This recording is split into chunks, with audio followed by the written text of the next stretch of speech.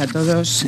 Señora de Juan, esta comisión de investigación a la que le hemos citado en el día de hoy trata de esclarecer si en la creación y en el desarrollo de la Cátedra de Transformación Social Competitiva de la Universidad Complutense y también de los másteres que incluía esta cátedra, se cumplieron todas las premisas reglamentarias que establece la propia normativa de la universidad o, por el contrario, hubo algún trato de favor hacia la directora de la cátedra y codirectora de estos másteres.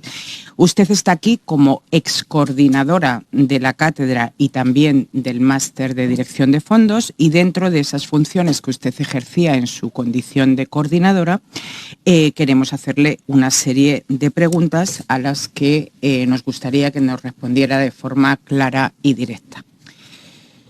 ¿Cuál era exactamente su función como coordinadora de la Cátedra de Transformación Social Competitiva y del máster de dirección de fondos?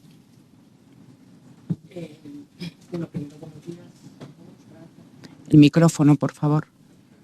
Tiene que dar la falta de costumbre. Buenos días a todos. Gracias por invitarme a esta comisión de investigación. Respondiendo a su pregunta, es verdad que ustedes me han citado como ex coordinadora del máster de captación de fondos, aunque efectivamente también era ex coordinadora de la Cátedra de Transformación Social Competitiva. Mis funciones dentro del máster eran muchas y muy variadas, desde la información de los solicitantes como alumnos dentro de la cátedra, o sea, dentro del máster, hasta el seguimiento o el acompañamiento de los alumnos dentro de su experiencia formativa dentro de la universidad. También hacíamos labores técnicas de que a los alumnos no le funciona el wifi y tal, porque la universidad, como ustedes saben, no tiene demasiados recursos, y el técnico venía de lunes a viernes por las mañanas, justo cuando no había clases. Hacía acompañamiento, gestión de todo el profesorado, hacía la revisión de los contenidos año a año, incluíamos algún tipo de contenido que consideramos relevante de cara a lo que estaba pasando en la sociedad, toda la gestión, digamos. Y dentro de la cátedra, pues igual, coordinaba toda la actividad que tenía la cátedra. Le puedo listar todo lo que hacía, pero podemos tirar aquí. ¿Quién le establecía las directrices en esa gestión? Begoña Gómez.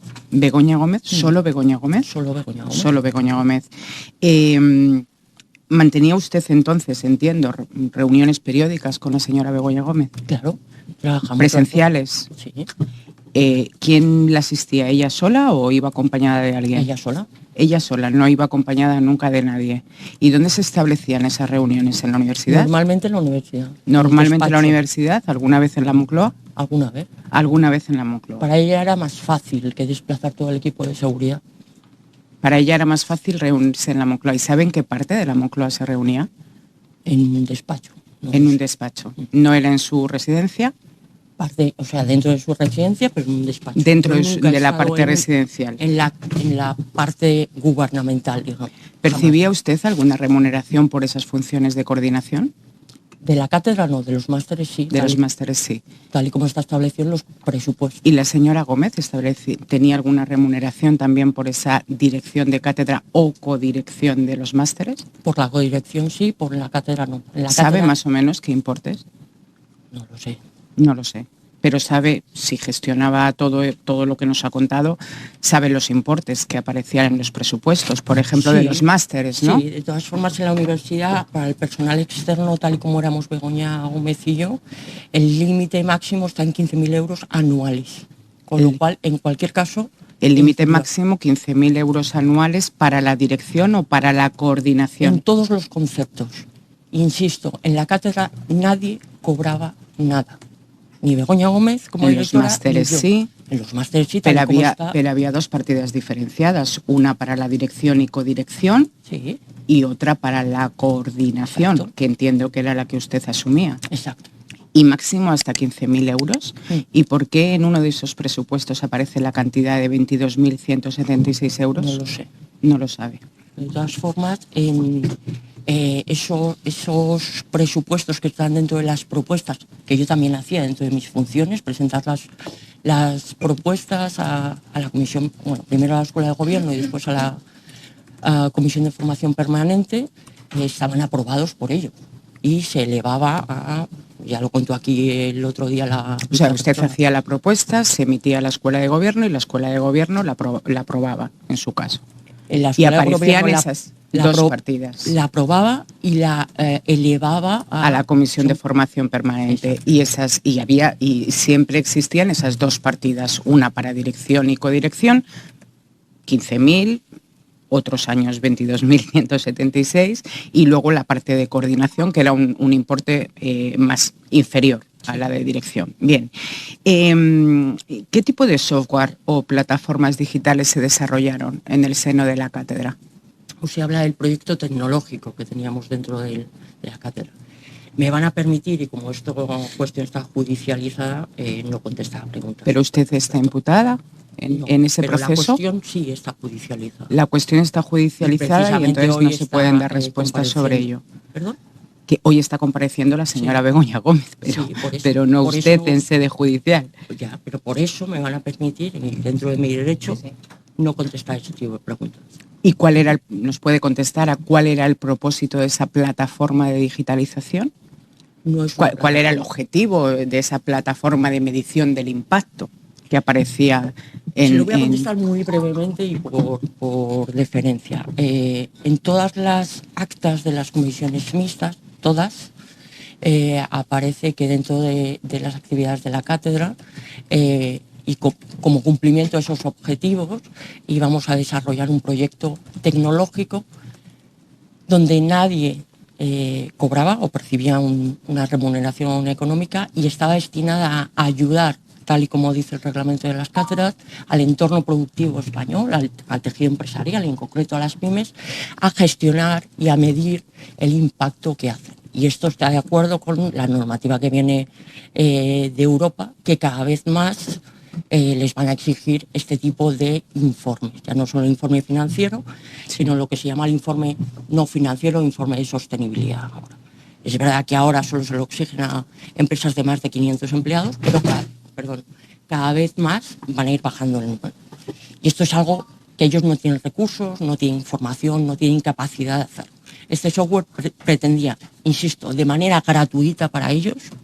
De manera gratuita para las empresas. Exacto. Vale. Un uso gratuito de esta plataforma, de este software, proyecto tecnológico, sí.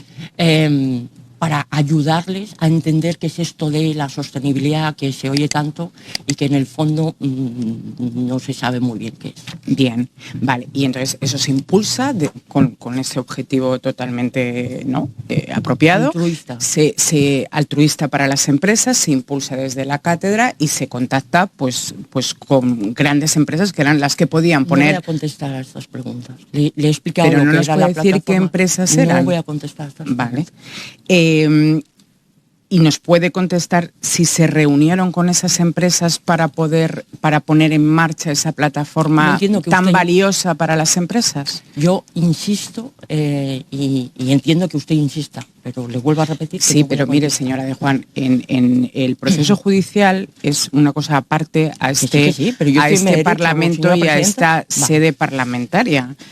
Usted no tiene ningún impedimento para contestar preguntas que no tienen que ver con el proceso judicial, porque en el proceso judicial lo que se está investigando es un presunto o posible delito de apropiación indebida. Yo lo que le estoy haciendo son preguntas de cómo se puso en marcha esa plataforma que desde la cátedra se quería poner en funcionamiento y además, como usted bien ha dicho, a disposición de esas pymes de manera gratuita, de manera altruista, para que esas pymes, como usted bien ha dicho, ¿no? Supieran qué era esto, ¿no? de la sostenibilidad. Yo le estoy haciendo preguntas de cómo se desarrolló ese programa o ese software o esa plataforma digital, no de lo que se está judicializado, que es la apropiación de esa plataforma. Entiéndame, o sea, sí, no tiene nada que ver. Tampoco me va a contestar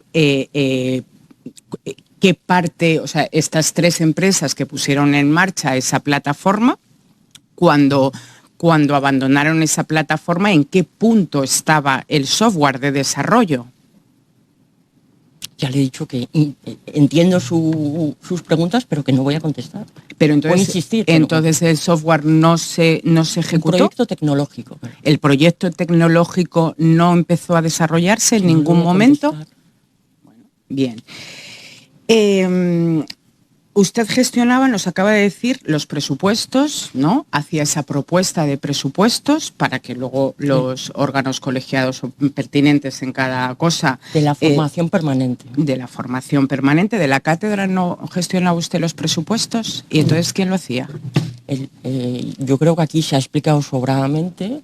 La directora de la cátedra, como cualquier director de cualquier otra cátedra, hacía una propuesta de gasto y los órganos de la universidad, en principio la Escuela de Gobierno, que es que lleva la gestión económica de la cátedra, y después los órganos de la universidad, la verdad es que no sé muy bien cómo funciona esto, aprobaron o no aprobaron esos gastos, pero como en cualquier otra facultad, como en cualquier otro órgano de la universidad. Sí que quiero dejar claro una cosa, perdone. La cátedra no tiene figura jurídica. La única figura jurídica que hay en la universidad es la propia universidad. Sí, ni sí. las facultades, nadie. Solo hay un único CIF. Pero la cátedra tenía unos fondos asignados, que el otro día aquí la gerente de la Escuela de Gobierno explicó muy bien cómo funcionaban, y esos fondos se gestionaban en la contratación de determinados servicios o necesidades que tuviera la cátedra, y esa gestión, o sea, esa dirección de en qué se gastaban esos fondos. Esa propuesta de gasto. Esa propuesta de gasto, cuando la había, señora de Juan, porque a veces no la había.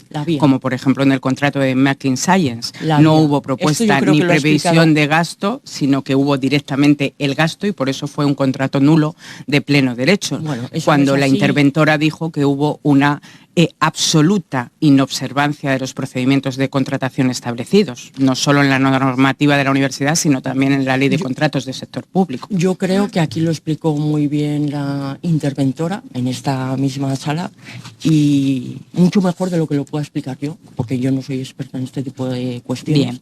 Mire, las actas de la comisión mixta de la cátedra las firmaba usted en calidad de secretaria de la cátedra extraordinaria, aparte de coordinadora, y en estas cátedras sí que hablaba usted de la plataforma y hablaba de las empresas, y concretamente hablaba de la empresa Google Spain.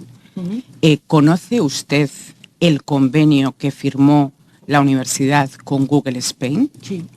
¿Lo conoce? Sí. ¿Qué términos decía ese convenio?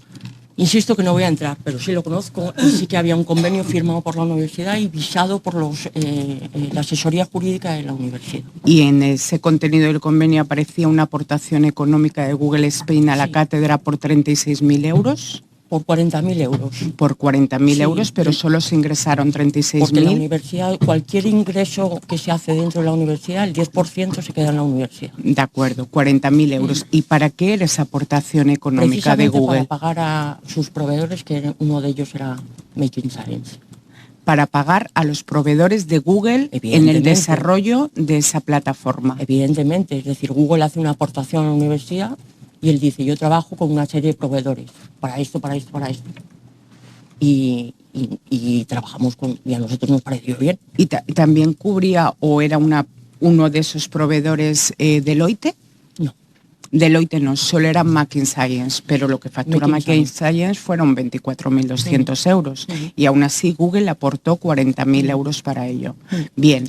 Y hay un remanente en la cátedra, y si quieres luego hablamos de eso. Aparte, esa colaboración altruista que hicieron al inicio del desarrollo de la plataforma junto a Indra, como aparecía en el anexo que aparece con la venda. Google solo hizo esa aportación.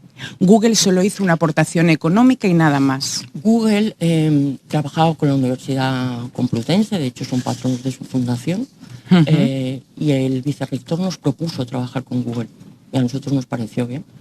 Bien. ¿Y tiene conocimiento? No voy a hablar más de esto. Bien.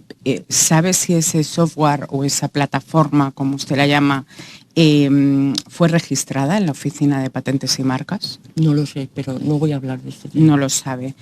Mire, el vicerrector de tecnología de su universidad puso de manifiesto que no le constaba vinculación de la Universidad Complutense con los dominios transformatsc.com, transformatsc.es, transformatsc.org, que nunca habían pertenecido a la universidad ni nunca habían sido de su titularidad. ¿Puede confirmar esto?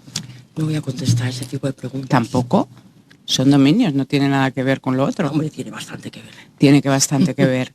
Entonces tampoco nos va a contestar a por qué razón el 14 de julio del 2023 se solicitó el cambio de titularidad a la empresa de Arsis. ¿Estaban a su nombre y los quiso pasar a nombre de Begoña Gómez? Bien.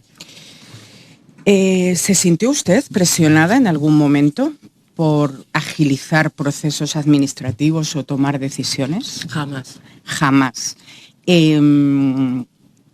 ¿Por qué razón cuando usted pedía presupuestos a las empresas se daba un plazo tan breve de 24 horas? Esto yo creo que es la práctica habitual. ¿Es la práctica habitual pedir a las empresas para realizar una contratación menor por un importe de 14.999 euros que manden los presupuestos para realizar esa contratación y darles un plazo de 24 horas y 5 minutos para que manden esos presupuestos? ¿Es lo habitual? Supongo que sí. De todas formas, yo creo que esto no es ninguna ilegalidad, ¿no? Y esto ya lo contestó la interventora aquí mismo, ¿no? No, la interventora no contestó esto. La gerente, la semana pasada, sí que contestó que pues me remito a sus palabras. Textualmente contestó que ella intentaba encauzar las cosas cuando tenía que solventar porque se rozaba la ley y que cuando ya no podía solventarlo, pues entonces se daba un toque de atención a las personas que gestionaban estos recursos, que me imagino que era usted y la señora Gómez. ¿Qué opina de esas acusaciones sobre el intrusismo profesional? Yo aquí no vengo a dar opiniones, vengo a contar lo que pasó dentro de la gestión de la cátedra. Bueno, y no nos lo está contando, perdóneme, pero me parece bien. ¿Puede garantizar que todos esos fondos que ustedes gestionaban, y concretamente usted en calidad de coordinadora, fueron utilizados exclusivamente para fines académicos? Sí. ¿Lo puede garantizar? Sí. Bien. ¿Cree que la relación de la señora Gómez con el presidente del gobierno de alguna manera influyó en las decisiones que se tomaban para esas contrataciones? En ningún caso. En ningún caso se influyó. ¿Usted conoce desde hace mucho tiempo a la señora Begoña Gómez? Yo la conozco, yo me matriculé en el máster de captación de fondos en el curso 19-20. Yo conocí a la señora Begoña Gómez el primer día de clase. Puede ser finales de octubre del año 19. O sea, usted en el año 19 conoce a la señora Begoña Gómez en el primer curso en el que se imparte el máster de fondos. No era el primer fondos, curso. ¿no? No era el primer curso. Yo hice el máster de captación de En fondos. el primer curso que se pone en marcha la cátedra de transformación social competitiva, usted estaba cursando el máster de fondos. No, esto en el 2021. No, 19-20. 19-20 usted es alumna del máster de fondos. ¿Y cuándo pasa a ser coordinadora de la cátedra y coordinadora del máster? Al terminar bueno, yo habrán leído mi currículum. Yo soy química de formación y he hecho varias cosas en mi vida y siempre me ha atraído la parte social. Por eso me matriculé dentro del máster y yo no sabía que Begoña Gómez era la directora. Me la encontré allí.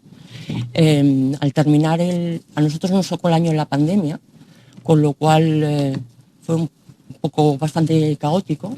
Y a raíz de eso, Begoña empezó a tener una relación más fluida o más intensa con los alumnos, precisamente por todo ese tipo de problemas. Pasamos de clases estrictamente presenciales a dar las clases de manera online, como el resto de españoles.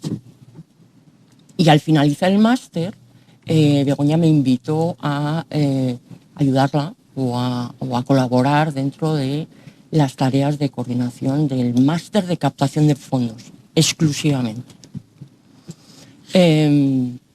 Y esto fue junio, julio del 2020.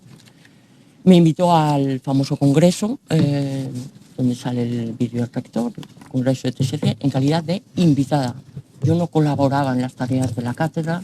Ni colaboraba con el máster de transformación social competitiva. Oiga, y usted entonces, ¿por qué los emails que mandaba desde su dirección de la UCM aparecía coordinadora de máster de dirección de fondos y máster de transformación social competitiva? Porque era la firma de su email. Sí, porque a partir de ese año, del año 20, y ese primer curso de transformación social competitiva, efectivamente yo ejercía las labores de coordinación de ese máster.